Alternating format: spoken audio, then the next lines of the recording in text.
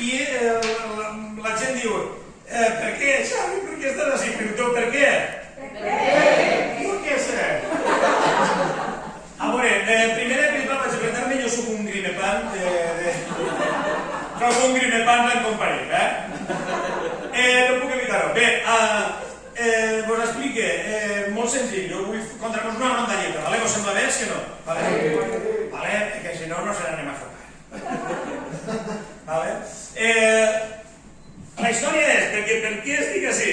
És molt senzill, vale? A mi m'agrada molt, molta gent no ho sap, perquè molta gent m'associa allò dels monòlegs i la Rita i tot això, i quan això ja és història.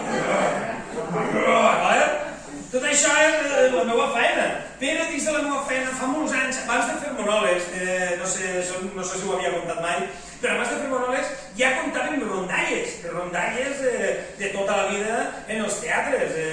La companyia Por de Plom, una de les primeres coses que vam fer eren històries medievals. Nosaltres les dèiem historietes medievals. Hòstia, no veig una merda, però bé. No vaig a dir més.